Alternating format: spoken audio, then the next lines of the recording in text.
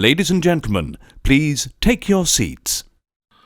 You know, sometimes you hear a story that is just so inherently ridiculous that it's always going to be true.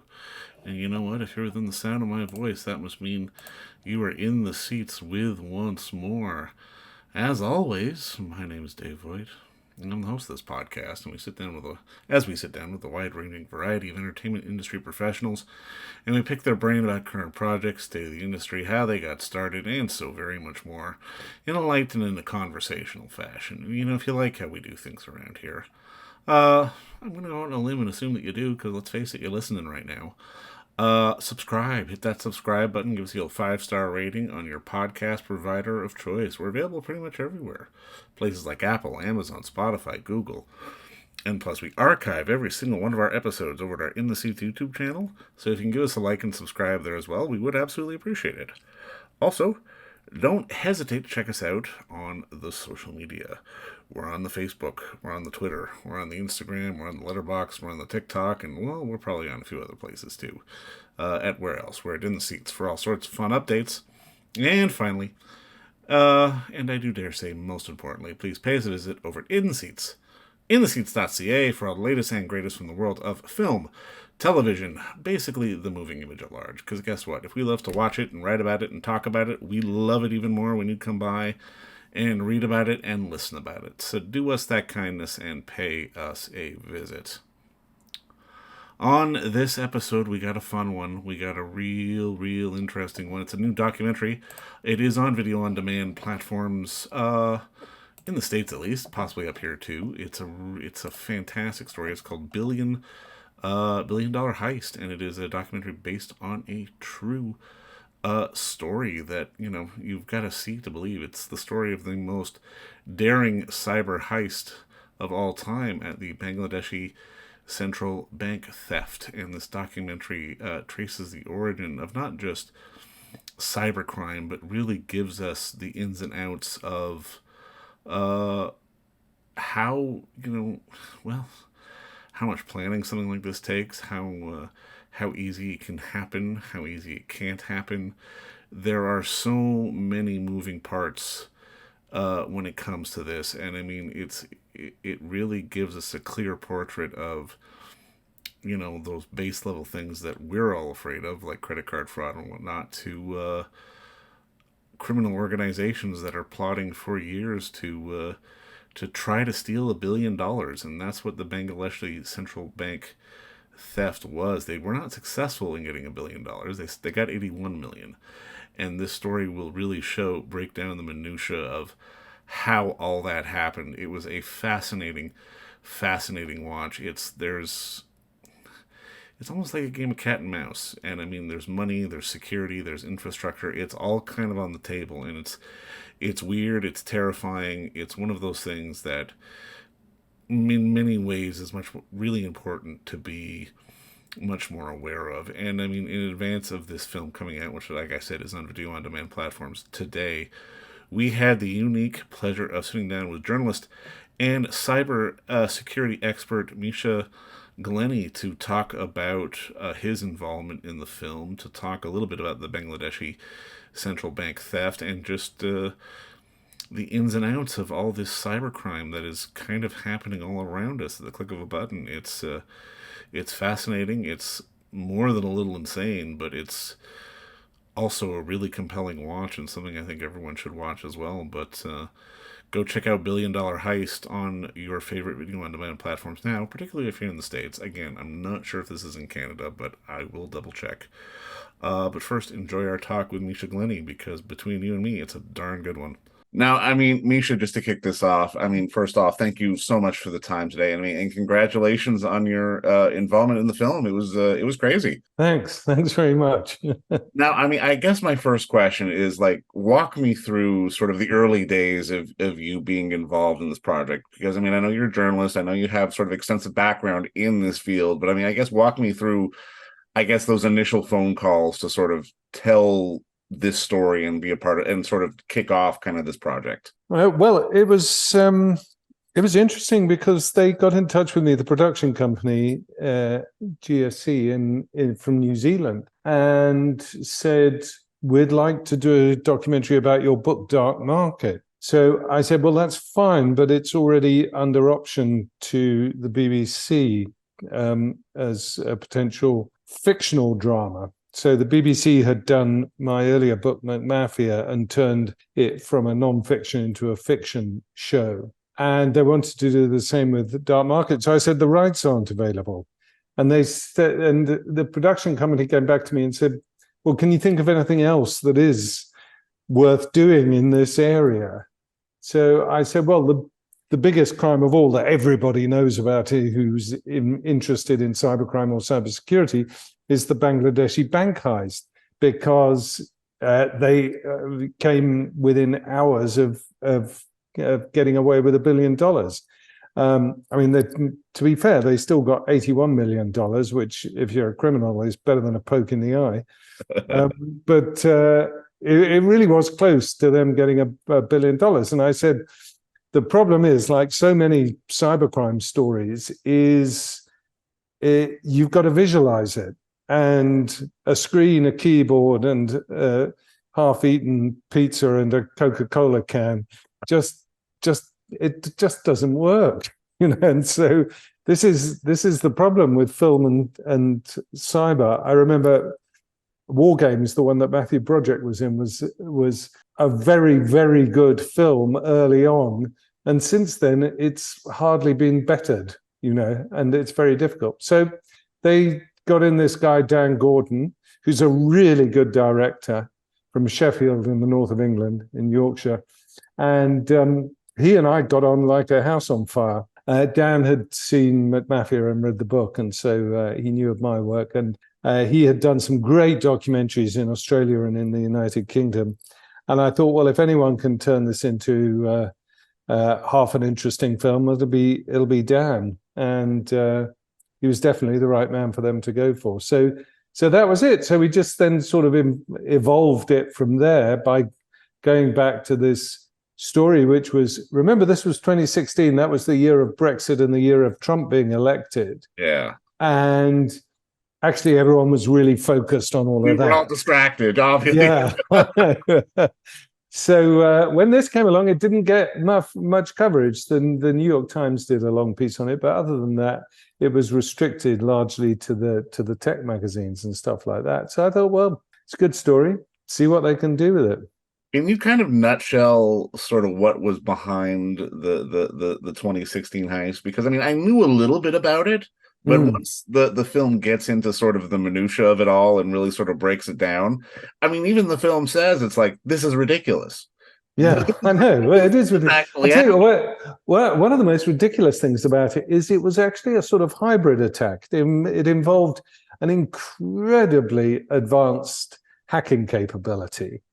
And it took them months and months and months to prepare it. They had to sit on the system in the Bangladeshi bank. They had to work out how to get around the security protocols of the SWIFT international transaction system, which is about as rock solid as you can get in the digital world. But then they decided, by this time, 2016, Bitcoin was already the favored way of getting money digitally and laundering it. They decided against that. They decided they'd go old school once they'd actually got the money and send it via a bank. They corrupted a bank official in the Philippines. And when the money came in, she, got it in notes and put it in the back of a car. And they took it to a casino, and casinos are traditionally the place where you launder money, or it's one of the great places to launder money. So you can't trace it once it's been through the system. And they did it, and they got away with it with $81 million. So it was interesting that it was such a hybrid thing. That was the first thing. The second thing is they put in all this effort. They were serious characters. They planned it over 4 days when they knew that there would be a holiday in at least one of the territories involved that they had to undermine in order to make this money. And then the reason why, or the main reason why they lost most of the money, they didn't get the whole billion, is because of a simple spelling mistake.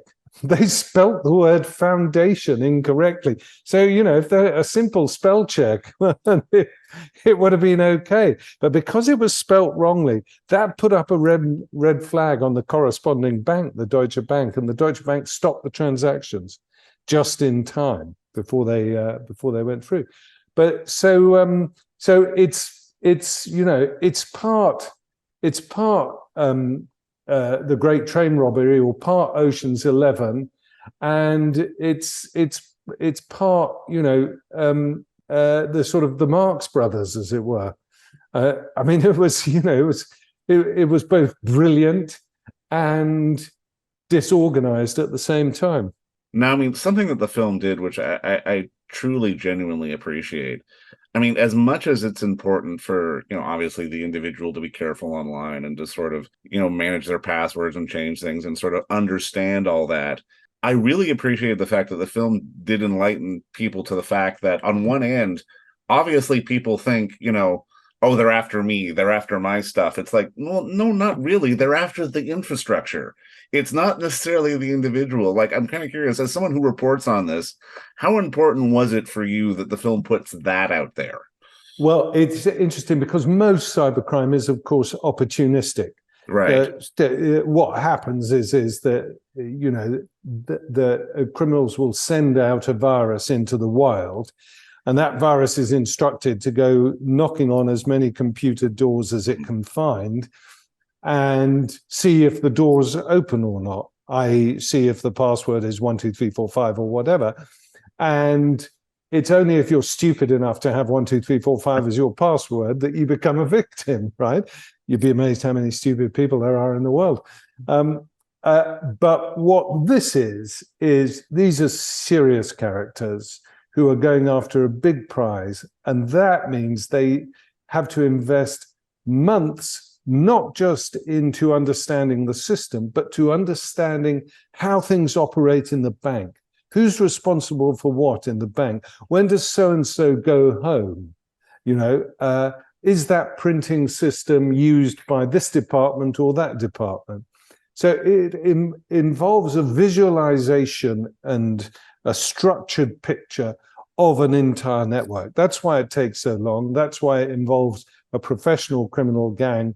And that's why it would be very difficult for for an individual, what we used to call script kiddies, to be able to pull something like this off. Yeah, because this isn't necessarily something like the Sony hack or, the I Love You virus. This definitely feels like it's at a different level.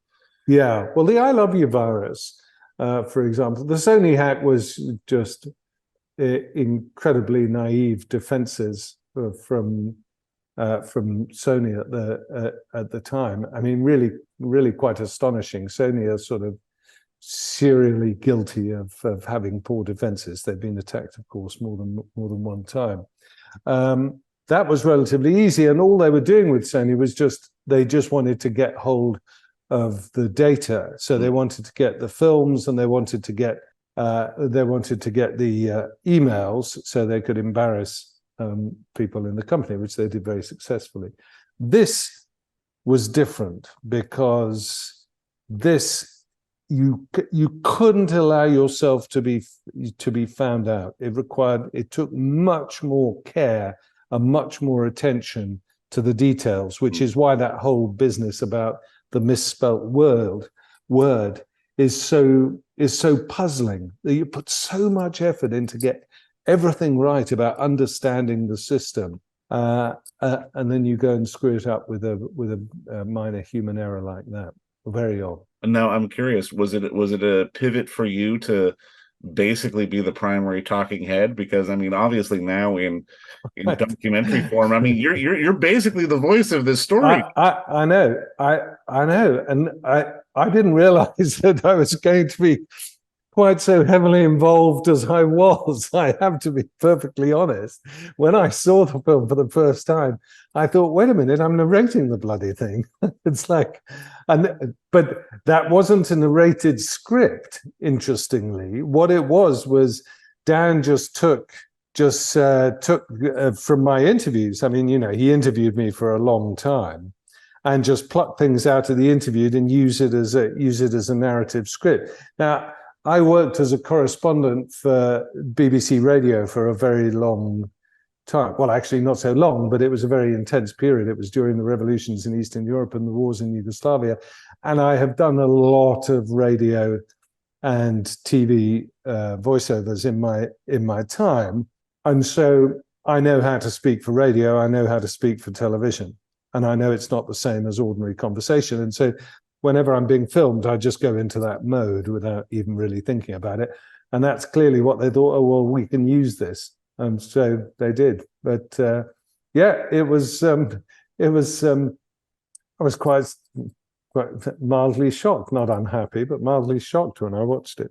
No, I mean, just again, in watching the film, something else that I appreciated that they did is just painting out the realities of I mean, how interconnected we all are now, and just how so much of our lives is dependent on these networks and these systems. And I mean, on one end, obviously we want to defend against them and sort of be as vigilant as humanly possible, but on the other end, it almost feels impossible to really truly defend ourselves at the same time. And I'm kind of curious, from your perspective as someone who sort of investigates this and reports this, is sort of the general public best defense just to be as more aware of it as possible, like something like this film I think will do?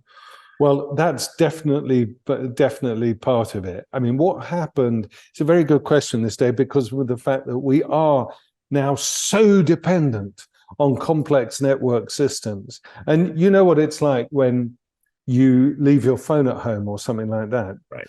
People start to freak out. They can't deal with their lives. Even those of us who aren't digital natives, i.e. we were brought up in the analog world, if we leave our phone at home, we don't know what to do. We're suddenly, now, you imagine that on the scale of, say, the water distribution network in a country going down. It'd take a couple of days before all the bottled water was sold out. And what the hell do we do after that? We don't know. We've lost our ability to manage situations because we've handed it all over onto cyber. And so what really concerns me is the fact that we have created this dependency, and we assume it to be our right that it's going to function. And to come back to the question of security on that, you're absolutely right that what companies have to do in the early days, and it still happens to a degree now, is what companies tended to do was just say, okay, let's buy the latest kit that can protect us from any cyber attack. And you can buy all sorts of kit to protect yourself for a cyber attack. You know, if it were a house, for example, you could have bars on the windows, you could have a perimeter fence with armed guards monitoring it, you could have dogs.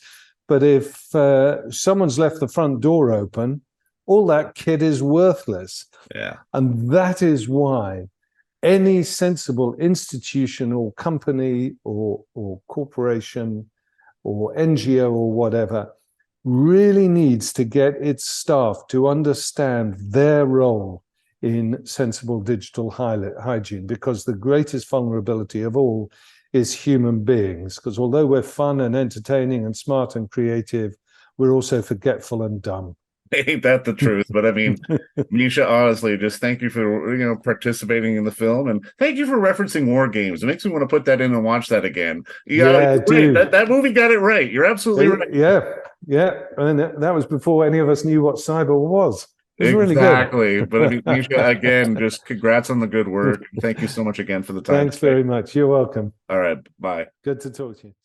And don't forget to visit our friends over at Bay Street Video for all your DVD, Blu-ray rental, or purchasing needs this summer, as they are still open for curbside and some mailing delivery as well. Over at 1172 Bay Street, Toronto, Ontario, Canada, you can give them a call at 416-964-9088. That's 416-964-9088. Or send them an email at baystreetvideoto@gmail.com for any of your DVD and Blu-ray needs.